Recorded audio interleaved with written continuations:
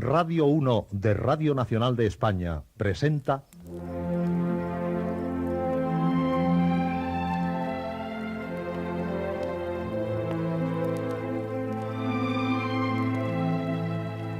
Historias.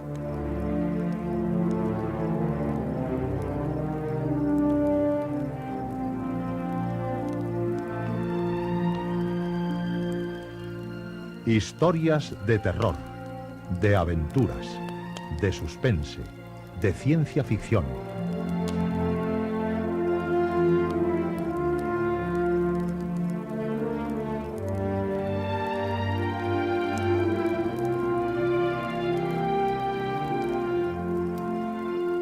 Un programa escrito y dirigido por Juan José Plans.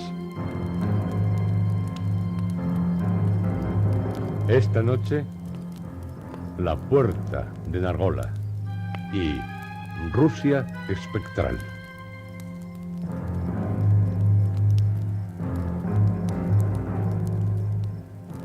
Esta es su noche, la noche de cuantos desean vivir las más insólitas historias. La noche de historias.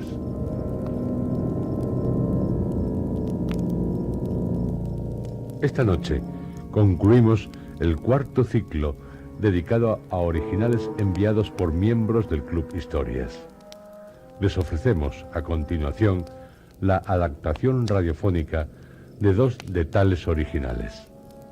Del primero es autor Àlex Paulet Pérez, de Barcelona. Su título, La Puerta de Nargola.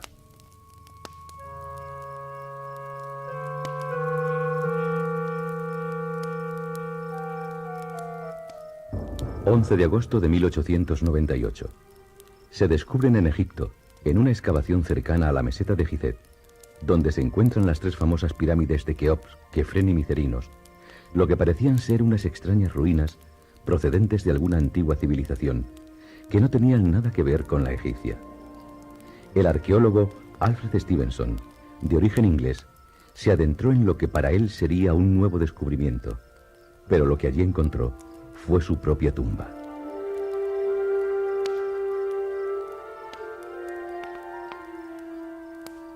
Varios años después, en la actualidad, un grupo de historiadores que seguían los pasos del profesor quisieron llegar al fondo de la súbita y misteriosa desaparición y de la supuesta muerte de este. Tras viajar hasta el punto exacto en que se encontraban los restos de esa antigua excavación, que los egipcios consideraban maléfica, penetraron por los tétricos túneles de tales ruinas, descubriendo, después de recorrer en dirección sur, con una inclinación de unos 70 grados, unas extrañas escaleras talladas en la roca, que formaban una inmensa espiral con un terrible abismo en su centro, que les condujeron hasta lo que parecía una inmensa y fabulosa puerta de oricalco, material supuestamente atlante, con diversas incrustaciones y dibujos parecidos a jeroglíficos. En dicha puerta figuraban también tres esferas incrustadas en el metal. En la primera figuraban 4 dioses egipcios: Isis, Selkis, Anubis y Tot. En la segunda figuraban 4 griegos: Hades, Cronos, Hefesto y Afrodita. Y en la tercera figuraban los 4 elementos: agua, aire, tierra y fuego.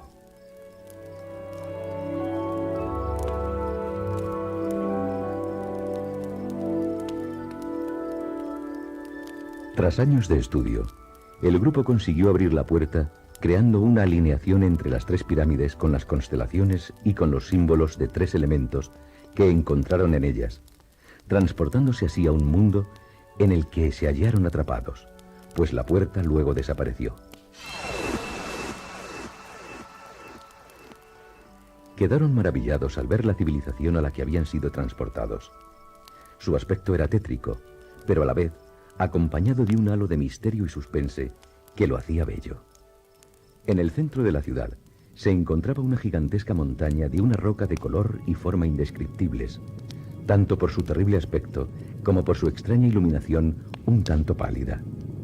Se dedujo que podría ser un volcán que hacía años que estaba extinguido, pero su gorgoteo y sus rugidos hicieron dudar a los investigadores. Al interior del templo más espectacular de la ciudad, que se encontraba suspendido encima del gigantesco volcán y permitía ver su inmenso cráter aún activo, se accedía por unas escaleras parecidas a las de los túneles de la excavación, y la puerta de entrada estaba hecha de un metal que aquí clasificaríamos como mercurio. Las columnas parecían estar formadas por agua y eran como tornados que no paraban de girar. Sin embargo, eso no impedía apreciar los horrendos ídolos que aparecían esculpidos en ellas.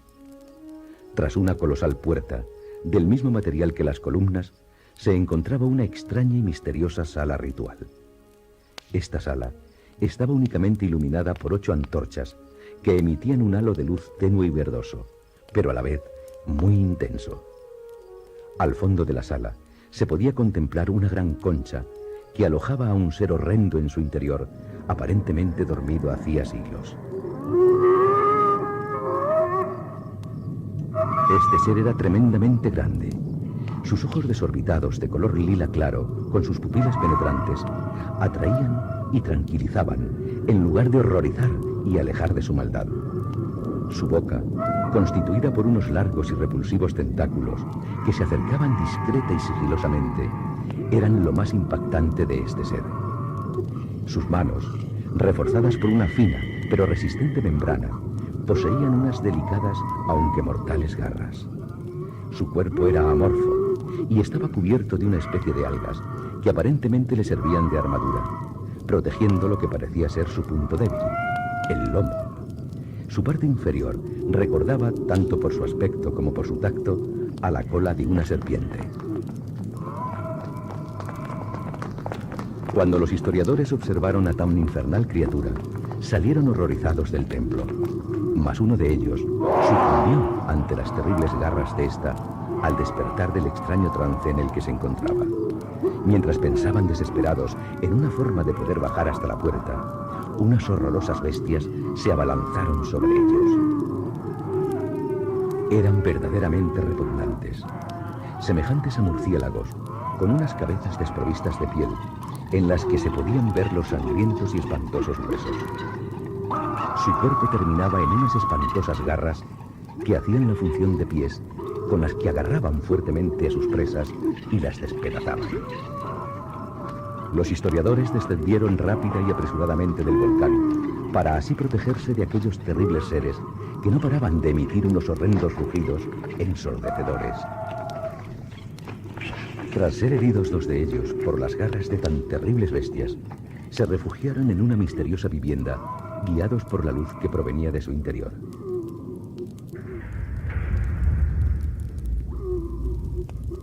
Velozmente llegaron hasta ella, y la puerta se abrió, mostrando una hermosa silueta de mujer, vestida con una larga túnica violeta, con diversas runas bordadas en ella con hilo blanco. Pasad, antes de que los guardianes de la muerte os atrapen. Todo ser que traspase el símbolo de Nargola será absorbido por las gemas del poder. Súbitamente, la joven y bella hechicera se giró hacia los historiadores. No temáis.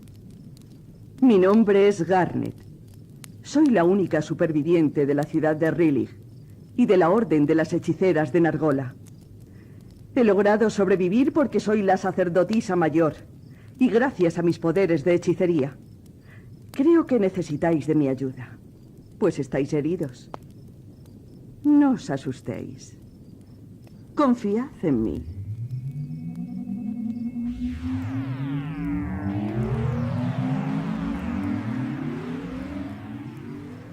Tras decir esto, dibujó una esfera en el suelo con los mismos cristales que antes y pronunció otro extraño conjuro. La esfera cobró forma elevándose y los absorbió hacia su interior. Pasados unos segundos, la esfera había desaparecido. Y sus heridas también. Bueno, creo que debería explicaros el por qué os encontráis aquí y con qué fin. Nos encontramos en la mítica ciudad de Rilig, hogar de Xokotó, la bestia que anteriormente habéis despertado. Yo fui quien os hizo llegar hasta esta perdida civilización, para que así se cumpliera la profecía de Nargola. Han pasado ya 80 años, y Xocotot ha despertado de su animación suspendida. Vosotros seréis quienes deberéis devolverlo al sueño de los tiempos, en la sagrada concha de Brezea. No temáis. Mi misión consiste en adentraros en las artes de Nargola, para que podáis encontrar el amuleto y así acabar con la bestia. Ahora seguidme. El ritual debe empezar. Los historiadores, estupefactos por todo lo que había ocurrido hasta el momento, no dudaron en seguir a Garnet, pues era la única ayuda de que disponían para regresar a su mundo. La hechicera penetró por una extraña puerta de forma triangular de hierro macizo y se adentró en una larga galería excavada en la roca e iluminada por multitud de cráneos que hacían la función de antorchas colgados en la pared.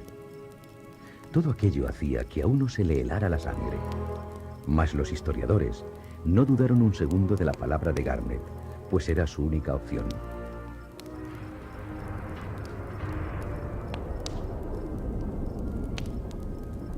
Tras unos 10 minutos de recorrer la larga galería, llegaron a otra gran puerta. Esta era aún más imponente que todas las demás. Forjada en una especie de acero que aún seguía incandescente, poseía unas inscripciones y unos dibujos dignos de un gran artesano. La hechicera alzó las manos y la puerta se abrió a su paso, dejando ver una gran sala octogonal con multitud de indescriptibles seres que se arrodillaron de inmediato ante Garnet. Esta continuó avanzando y subiendo unas escaleras que conducían a un gran altar con forma de pentagrama. Dijo: Estimados habitantes del inframundo de R'lyeh, traigo conmigo a los viajeros astrales que devolverán a la bestia su animación suspendida para que podamos por fin salir a la superficie de R'lyeh. Ahora ha llegado el momento de realizar el ritual de la iniciación para que puedan recuperar el amuleto y lo traigan hasta mí. Pues como todos bien sabéis, el amuleto de Nargola solo podrá ser recuperado del abismo del eterno dolor a través de uno de los viajeros astrales. ¡Rápido! Traedme el libro sagrado de los muertos, el Necronomicon. Solo disponemos de esta noche para terminar con la pesadilla. Las 2 lunas de R'lyeh van a estar en conjunción en pocas horas, y el amuleto debe actuar de lente en esa conjunción. Tras este discurso, la multitud de criaturas que allí se encontraban se alzaron y emitieron un terrible rugido, a la par que unas extrañas bestias de luz aparecían en la sala dejando en el altar el libro sagrado. La sacerdotisa se acercó al libro, lo cogió y dándoselo a uno de los historiadores, dijo: Ahora 3 de mis súbditos os prepararán para el ritual. Luego seréis conducidos al abismo del eterno dolor y deberéis recuperar, después de superar las 3 pruebas del oráculo de Nargola, las 3 partes del talismán. No perdamos más tiempo. Ir a que os preparen.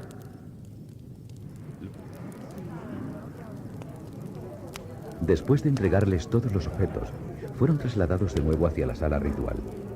Esta, ahora, estaba repleta de espejos por doquier. Subieron las escaleras y se colocaron junto a Garnet, quien les hizo un gesto con la mano. Les extrañó esta cada vez más notable impaciencia. Una vez a su lado, ella dio comienzo al ritual. Seres oscuros de R'lyeh, ha llegado la hora. Que dé comienzo la iniciación. Por el poder que me ha sido otorgado como soberana de la oscuridad, que los viajeros astrales aquí presentes traigan ante mí el mayor poder del mal, el sagrado amuleto de Nargola. Después de oír estas frases, los historiadores descubrieron la verdadera naturaleza de Garnet, pues se transformó rápidamente en una infernal criatura. Su aspecto era horroroso. Se convirtió en una enorme masa viscosa, formada a partir de tentáculos negros retorcidos en forma de soga. Por toda su superficie había grandes bocas fruncidas de las que goteaba una pestilente baba verde. En su parte inferior Los tentáculos acababan en pezuñas negras con las que caminaba. Su silueta se parecía vagamente a la de un inmenso árbol, cuyo tronco fueran las patas tentaculares y la copa el cuerpo. Midiendo unos 3,5 metros, toda ella apestaba a sepultura. Atónitos, los historiadores intentaron huir de la estancia, pero les resultó imposible, pues los rápidos tentáculos de Garnet los atraparon en un instante. Atrayéndolos de nuevo hacia el altar, y con una voz ensordecedora y contundente, exclamó: Ahora conocéis mi verdadera naturaleza. Mi nombre no es Garnet. Me llamo Nigurad y soy la ancestral soberana de los profundos. Nuestro objetivo es que nos abráis la puerta de Nargola para acceder a la superficie de R'ilyj y así, dirigidos por el poder de Xokotog, emerger a la antigua ciudad perdida en los océanos para proclamar el caos en la tierra, que pasará a ser dominada por los temidos seres de la oscuridad, los profundos. No intentéis oponeros a nuestra voluntad, pues no tenéis escapatoria. Después de realizar el ritual para que podáis acceder al templo de Nargola y recuperar las 3 partes del amuleto, seréis convertidos en profundos o moriréis. Esa será vuestra última elección. ¡Que dé comienzo el ritual!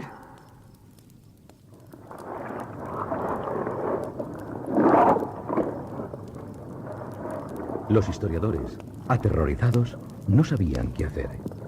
Se limitaron a seguir con la mirada los movimientos de aquel repugnante ser que iba ascendiendo las escaleras del altar, dejando un resto de viscosas babas y un pestilente olor a sepultura que poco a poco se fue apoderando de la sala.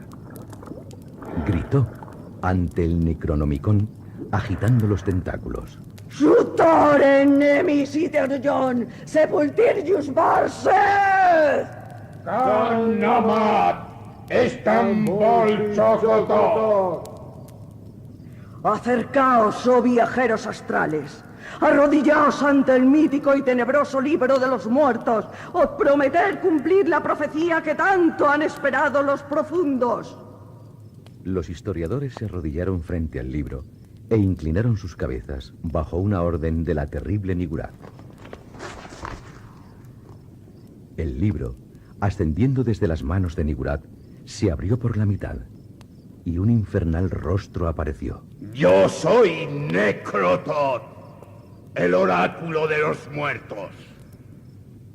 Prestad atención a mi narración. Os indicaré el camino a seguir para conseguir lo que tanto ansiáis. Mi consejo es el siguiente: prestad atención a todo lo que veáis. El amuleto puede estar en cualquier lugar, pues recordad que no hay muerto que yazga eternamente y que con ciertos eones hasta puede llegar a morir la muerte. En el interior del corazón más duro hallaréis la respuesta a vuestro futuro. Tras estas palabras, el libro se cerró súbitamente y cayó frente a ellos. Los historiadores se levantaron y, empujados por 3 de esos horribles seres, quedaron al borde de un inmenso abismo situado en el centro del altar. Proteged bien el libro, pues ahora seréis transportados a los abismos de eterno dolor, para que realicéis con éxito la profecía. Si algo le pasara al libro, vuestro destino sería horrible. Así que más vale que lo cuidéis. Ahora, cumplid vuestro destino.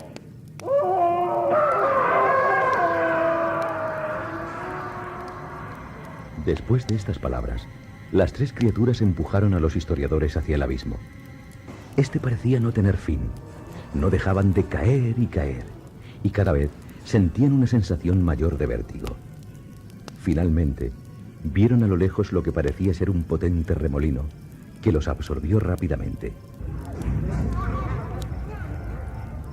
Cuando abrieron los ojos, se encontraron frente a una gran puerta de piedra que se abrió a su paso. Entraron en un oscuro corredor, cuyo hedor era insoportable. Miles de extraños sonidos retumbaban por aquel infernal lugar. Finalmente, llegaron a una gran sala, donde figuraba una inmensa estatua de piedra maciza. Era gigantesca y sobrecogedora. Su aspecto, el de un tremendo y gigantesco ojo esférico, rodeado por un millar de tentáculos que acababan en unas mortales garras. Adentrándose más aún en la sala, descubrieron una extraña inscripción en el pie de la estatua.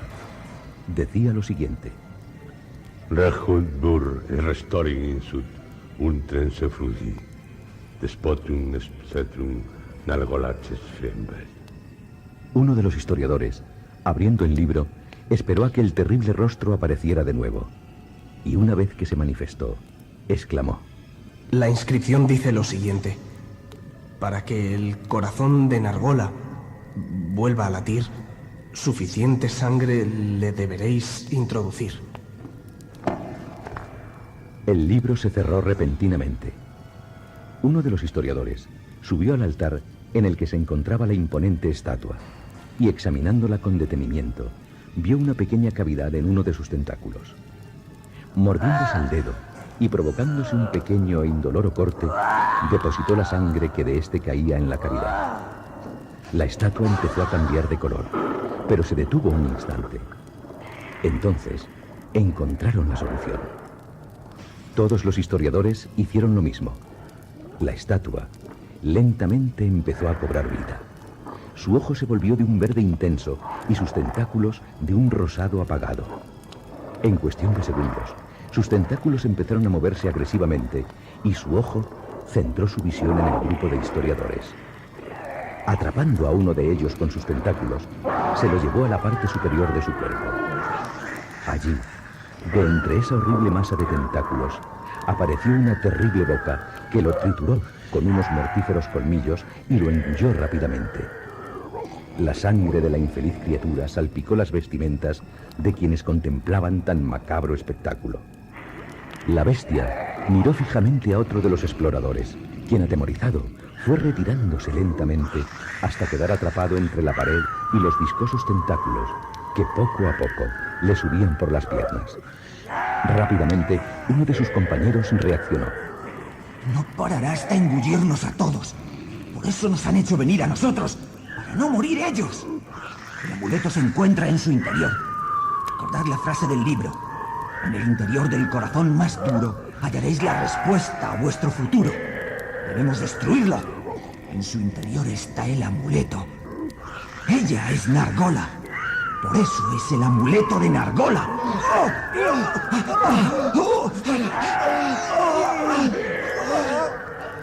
Tras esto, los historiadores se abalanzaron contra el terrible monstruo. Pero no sirvió de nada. Él tenía más fuerza. Uno de ellos, ya sin saber qué hacer, posó su mirada en los dibujos de la pared. Allí se apreciaba una esfera por la que penetraba un rayo de luz que se dirigía hacia la estatua. Entonces reaccionó.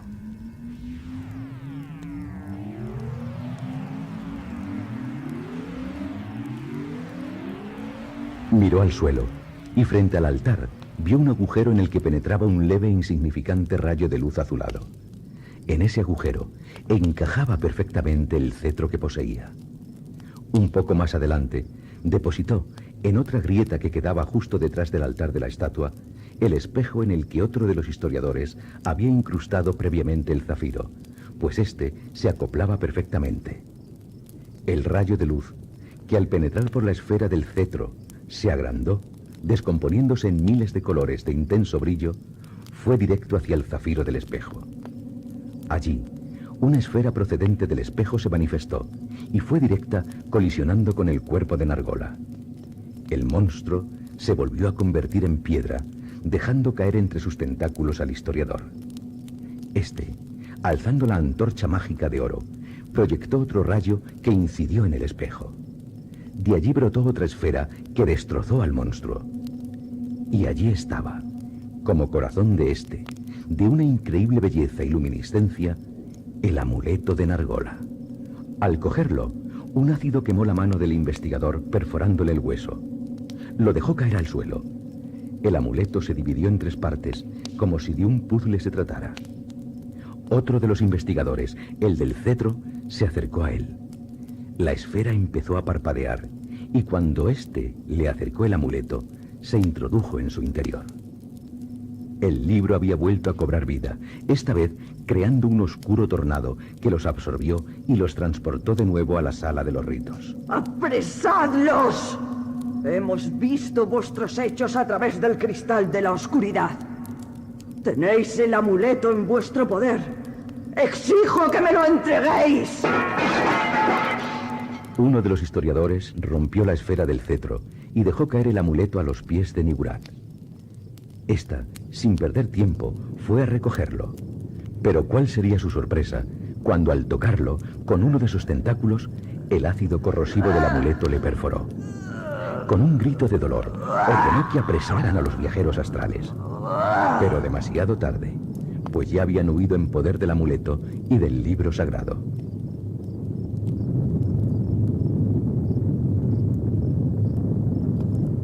Los historiadores se dirigieron a lo alto del volcán. Allí, en su cráter, observaron que la conjunción de las 2 lunas estaba a punto de realizarse. Se apresuraron a bajar hasta las entrañas del cráter, donde se encontraba la puerta de Nargola, y rápidamente colocaron las 3 partes del amuleto que encajaron perfectamente.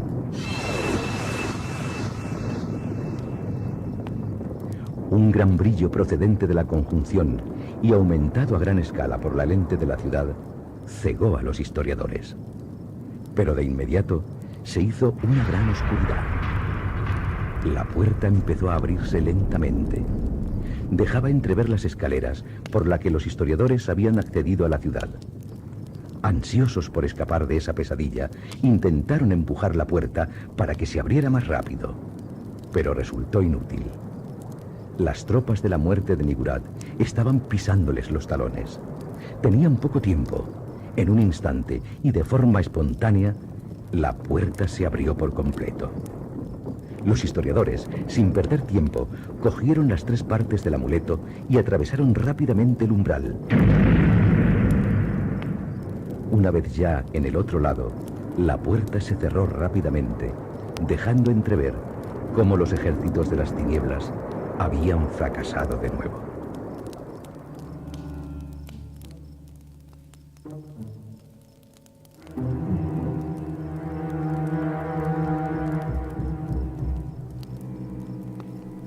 Años después, en el Museo de Antigüedades de El Cairo, un gran robo impactó a toda la población mundial. El misterioso amuleto de Nargola había sido robado por unas misteriosas sombras, semejantes a murciélagos y desprovistas de piel. Los periódicos de todo el mundo afirmaban que una misteriosa ciudad, cubierta por una cúpula de cristal, había emergido de las profundidades del océano Atlántico. «Es la Atlántida», afirmaron miles de historiadores. Pero alguien, de entre toda esa multitud de científicos, exclamó: No, no es la Atlántida. Es el caos, el reino de la oscuridad. La ciudad de R'lyeh ha emergido para apoderarse de la tierra. Los primigenios lo han conseguido. Ahora, todos moriremos.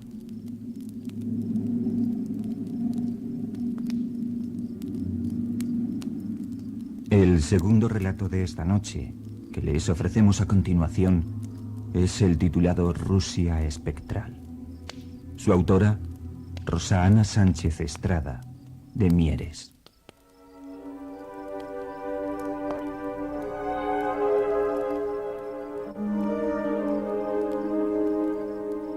En el periódico en el que trabajo me encargaron un reportaje sobre la vida en Rusia. Pasé 2 días en Moscú antes de dirigirme a un pueblo de la estepa siberiana, donde me alojé en casa de una señora ya anciana, que resultó ser muy agradable. Se parecía a mi abuela, pero nos entendíamos en inglés. Ella había estudiado en Inglaterra de pequeña. Me extrañó que una niña rusa, probablemente de una familia humilde, pudiera ir a estudiar a Inglaterra. Decidí investigar sobre sus orígenes. Podía ser interesante para mi reportaje, y fui al pequeño edificio en el que estaba el registro civil. No encontré nada sobre ella. Había con su nombre un registro de empadronamiento, pero era de 1856. Una mujer con su mismo nombre no podía ser. Era imposible que se tratara de la misma persona. Tendría que estar muerta. Pensé que era una coincidencia. También podría ser una antepasada suya. Sería lo más probable. Pero era extraño que no encontrara nada sobre ella. Debes entrar en calor, querida. Sí, Hace mucho frío ahí fuera. pero muchísimo. Siéntate frente al fuego. Te traeré una tacita de chocolate. Chocolate y bien caliente. Una de las mejores costumbres rusas. He estado haciendo fotografías del pueblo. Aquí hay unos paisajes realmente fantásticos. La verdad es que quedarán muy bien para mi reportaje. Y he estado charlando con el maestro. Ah, sí, Piotr Smetanev. Ay, siempre fue un muchacho muy inteligente y muy atractivo. Sí, de eso no cabe duda. Me dijo que la conoce desde que era un chiquillo. Así es. Le encantaba venir a jugar a mi jardín con sus amiguitos. Dice también que recuerda haberla visto siempre como ahora. Tal vez le parezca una indiscreción, pero ¿cuántos años tiene? Ay, pues el pequeño Piotr debe tener sobre los 36 años. No me refiero a él, sino a usted. Ah, eres una muchachita muy curiosa, ¿sabes? No te lo diré. ¿No sabes eso de que una mujer no cumple más años cuando llega a los 18? Yo ya he pasado de los 18. Ay, pues no deberías haberlo hecho, jovencita. Bueno, voy a preparar la cena. Me quedé con la intriga y me fui a acostar tras la cena. Pero no podía dormir. Mi instinto de reportera me decía, me gritaba que allí había algo raro. Me limité a coger mi maletín, sacar el ordenador portátil y, encendiendo la luz, lo coloqué sobre mis rodillas y comencé a escribir la segunda parte de mi reportaje. Eran ya las 12:15 de la noche y continuaba desvelada. Oí un ruido. Me asusté mucho, aunque pronto me di cuenta de que solo se trataba del antiguo reloj de pared del salón. Pero son las 12:15. Está completamente desajustado. La señora Sireva debe estar durmiendo. No será muy diferente al de mi casa. Creo que podré ajustarlo. Y así le daré una alegría. Me dirigí al salón. La puerta estaba cerrada con llave. Me extrañó, porque la señora Sireva no solía cerrar ninguna puerta, excluyendo la de la calle. Me limité a ir de nuevo a mi cuarto y a acostarme. No me costó nada dormirme. Estaba rendida. Parecía que el simple hecho de haber bajado las escaleras había agotado todas las fuerzas que tenía. Cuando bajé a desayunar a la mañana siguiente, me encontré con que la señora Sireva no estaba en la casa, pero me había dejado el desayuno preparado. Salí esa mañana hacia la capital del concejo para buscar en el registro civil. Tras discutir con un taciturno empleado y lograr convencerle de que tenía todas las autorizaciones pertinentes, logré entrar en la base del registro civil. Por fortuna, estaba completamente informatizada y me llevó poco tiempo el buscar lo que deseaba. De nuevo encontré el antiguo registro de 1856. Me decidí a investigar sobre él. Nombre: Alexia Sireva.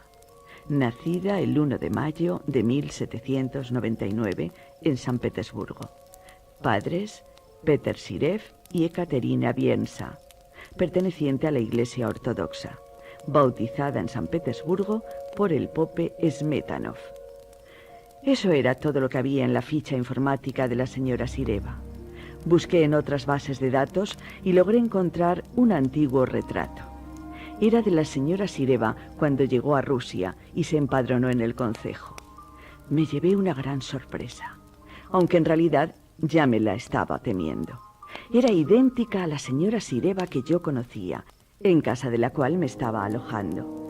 La lógica me decía que era completamente imposible, Pero mi mente, acostumbrada desde pequeña a los casos más extraños y siniestros sobre fantasmas, aparecidos y extraterrestres, me indicaba lo contrario. Señora Sireva. Sí, querida. Mire, he encontrado un retrato en el registro del pueblo. Sí. ¿Es usted, verdad?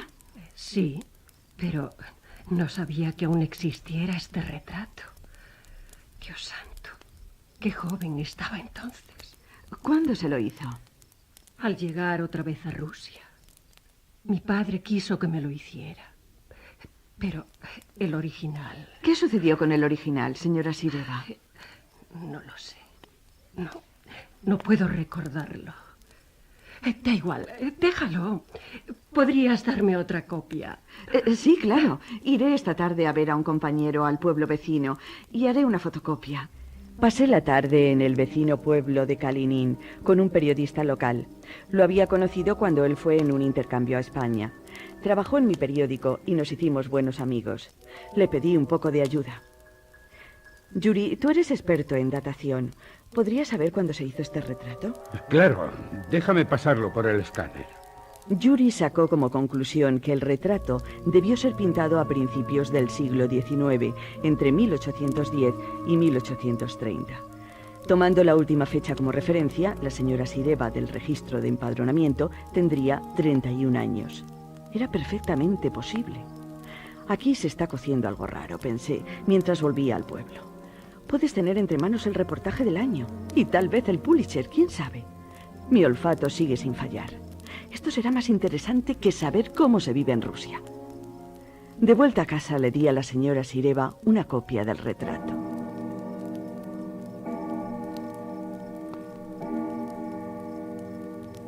Me acosté bastante tarde. De nuevo oí a las 12:15 las campanadas del reloj del salón. Pero esta vez las conté.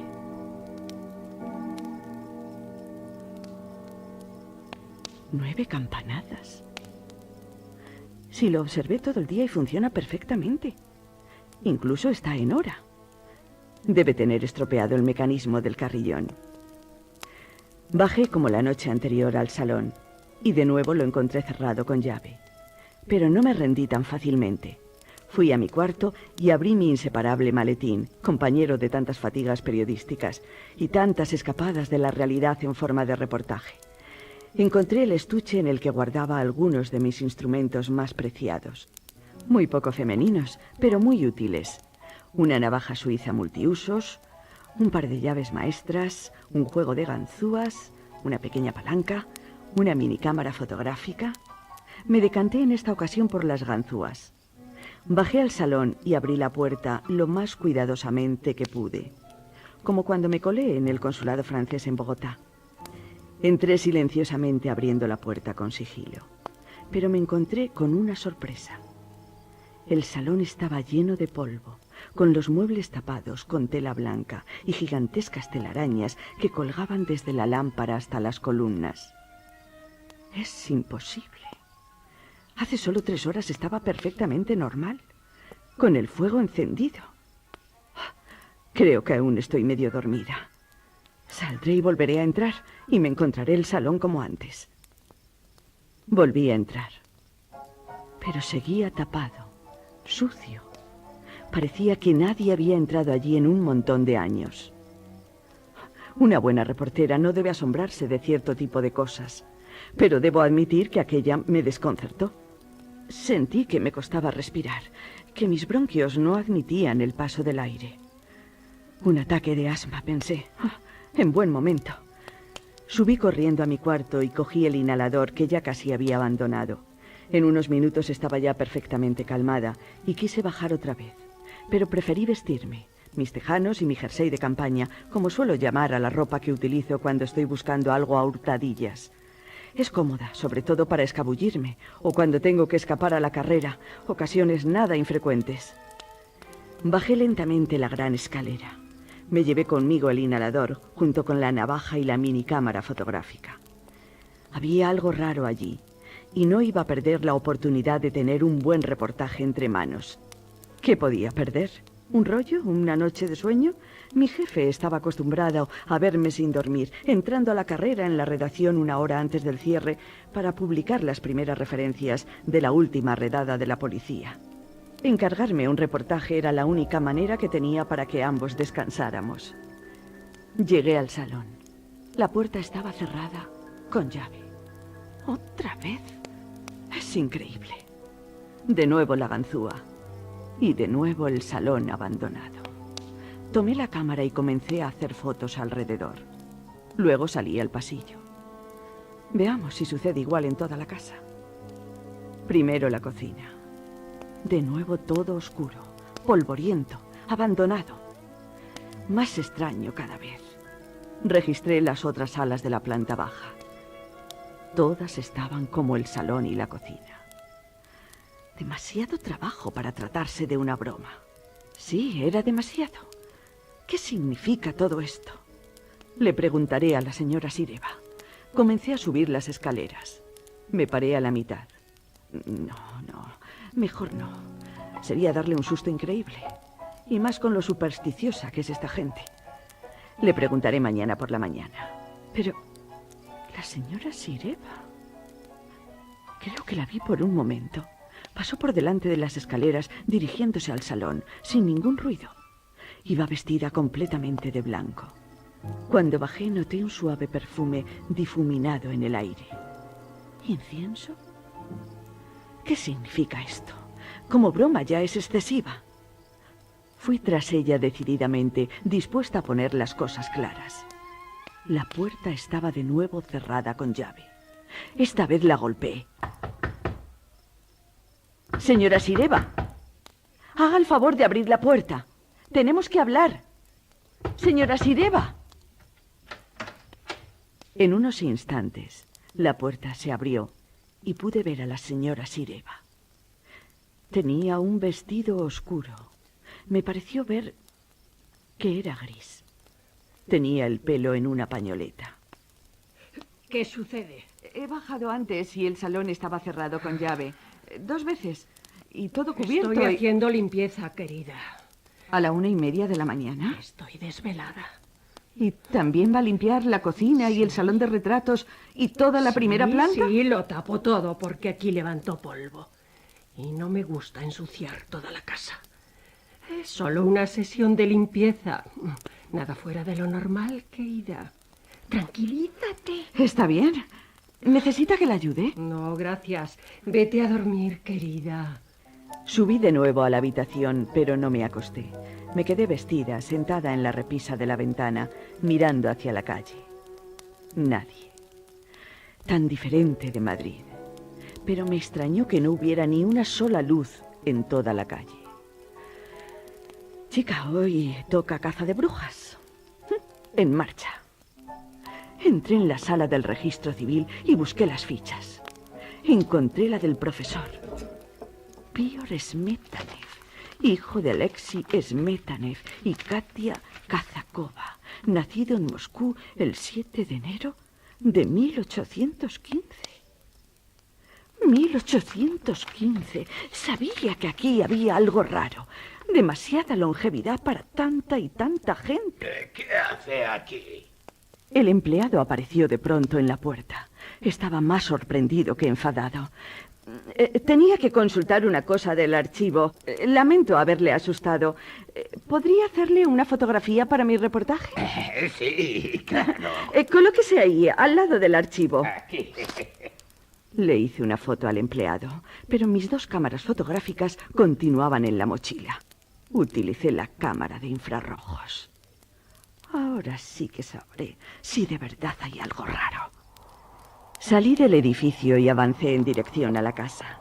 Noté que el empleado del ayuntamiento me observaba disimuladamente para comprobar dónde me dirigía.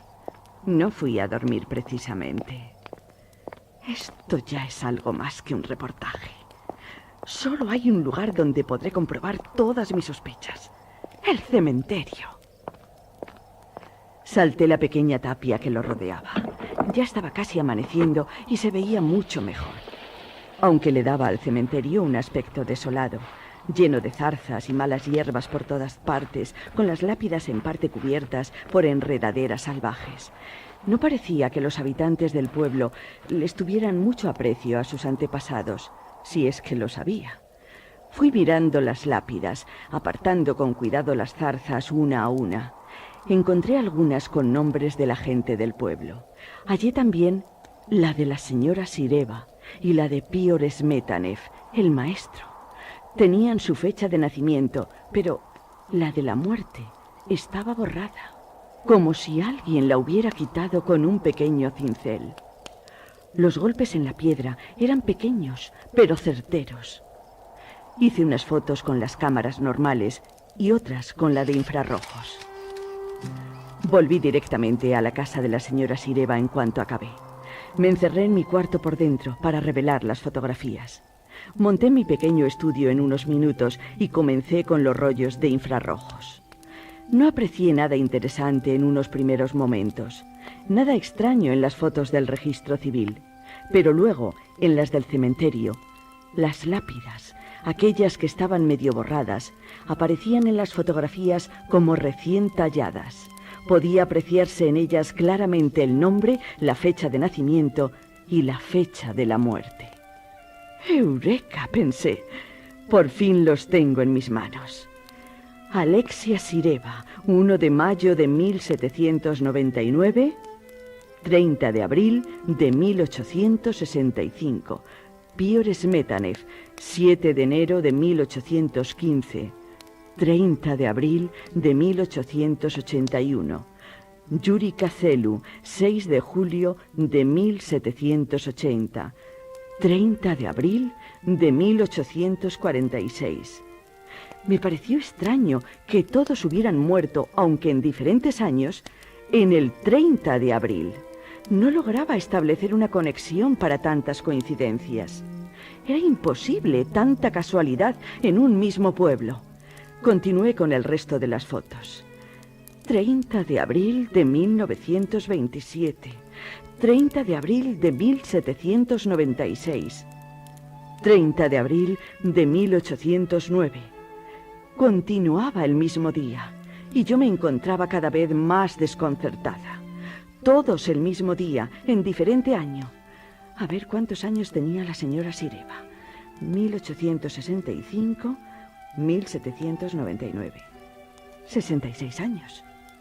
Y Piotr, 1881, 1815. 66 también. ¡Qué coincidencia! Y sí, me temía algo más siniestro y complejo aún. 1796, 1730. 66 igual. Comencé a calcular cada una de las fechas convulsivamente y comprobé que todos fallecieron un 30 de abril a los 66 años. Recogí todo el material y me dejé caer encima de la cama, desalentada. Aquello era demasiado para mí. Tomé mi anuario para hacer un apunte en la fecha del 30 de abril. Estaba decidida a investigar sobre ese día. De pronto, cuando tomaba mi estilográfica, me fijé en un apunte que ya tenía hecho. 24 horas, Walpurgis Night.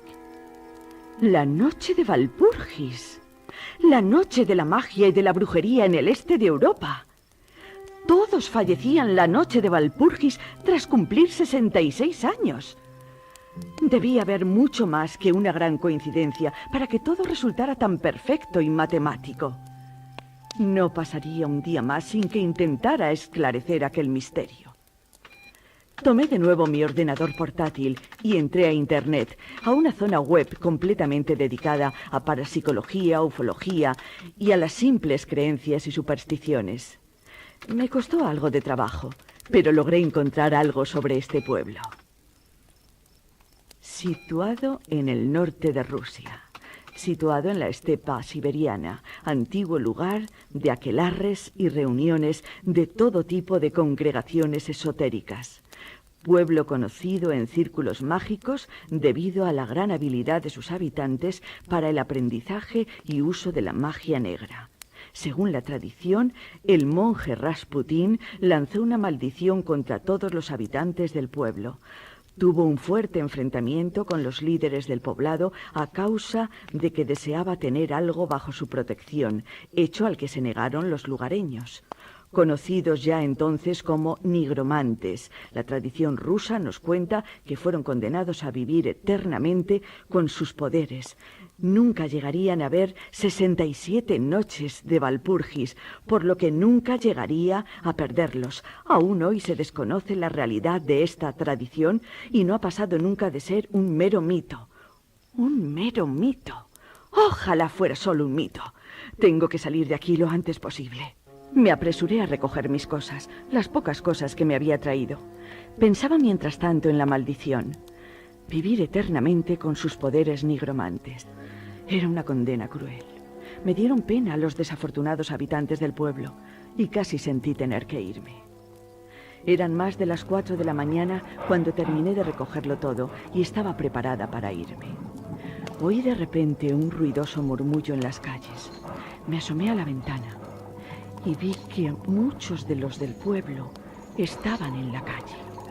Tomé la mochila y la maleta y bajé tan rápido como pude para escapar antes de que sucediera algo raro. Corrí hacia la puerta. Al tomar el pomo para girarlo, casi me quemé la mano. Soporté el intenso calor de la antigua pieza metálica y la giré. Los lugareños se veían mucho más pálidos de lo habitual, con enormes ojeras. Se abrieron paso entre el resto 2 figuras, la señora Sireva y Pior Smetanev. La señora Sireva se veía muy desmejorada, casi como un cadáver. Comenzó a hablar en ruso y todos musitaron unas palabras que no comprendí. Me comenzó a doler la cabeza y todo me dio vueltas. Sentí que me caía.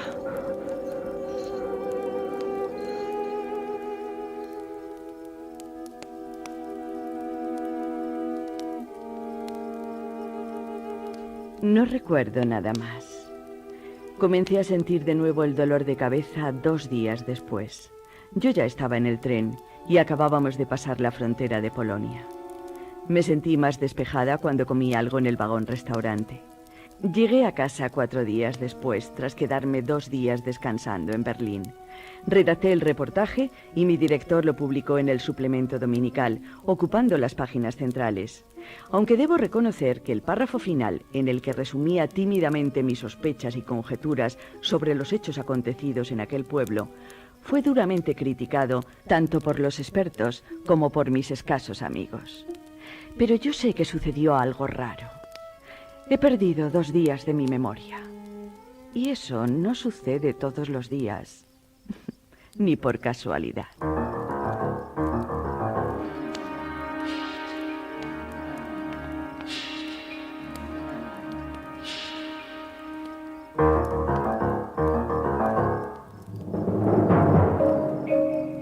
Han escuchado ustedes, dentro de la serie Historias,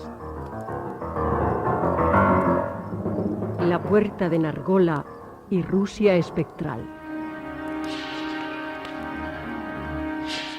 Intérpretes: Juan José Plans, José Antonio Ramírez, Roberto Cruz, Lourdes Guerras, Blanca Gala, Juan Suárez y Carlos Hurtado. Efectos especiales: Joaquín Úbeda. Realización técnica: Armando Multedo y Adolfo Abarca.